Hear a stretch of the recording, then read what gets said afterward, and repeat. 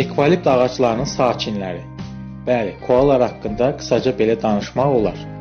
Avstraliyada yaşayırlar. Həmçinin insanlar tərəfindən Kenguru adasına aparıldıqdan sonra orada da artmağa başlayıblar.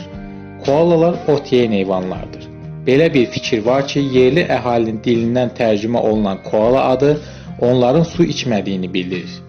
Suya olan ehtiyaclarını ekvalipt yarpaqlarından və onun üzərinə yığılan şehdən ödəyirlər.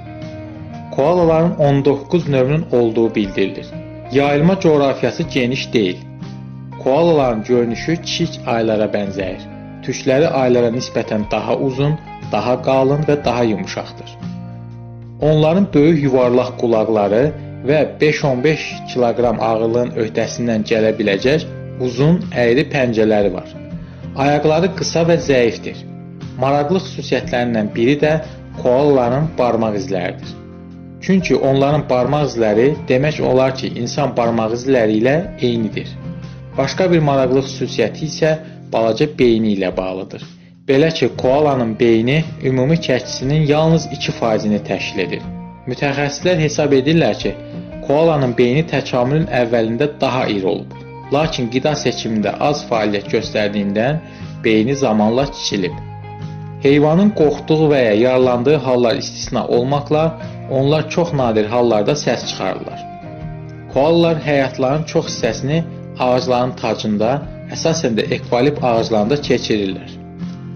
Gün ərzində pasiv olurlar. Belə ki, 15 saata qədər ağacda oturar və ya yata bilərlər.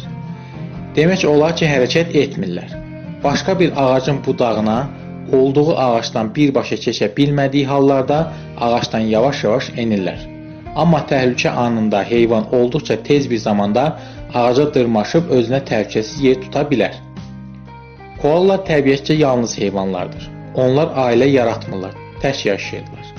Yalnız nəsil artırma dönəmində qruplar əmələ gətirirlər.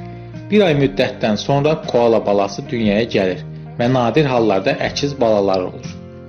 Yeni doğulmuş koalanın çəkisi təxminən 6 qram, bədən uzunluğu isə təxminən 2 sm olur. Növbəti 6 ay ərzində balalar ananın xüsusi kisəsində südlə qidalanırlar. Sonra onlar analarının belində və ya qarnında tutaraq bir müddət orada gəzirlər.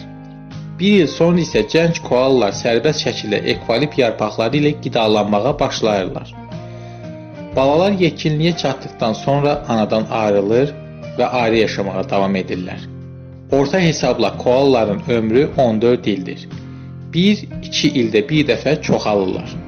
21 yaşına çatmış koalalar da qeydə alınıb. Koalalar haqqında bu qədər. Növbəti videolardan xəbərdar olmaq istəyirsinizsə kanala abunə olmağı unutmayın.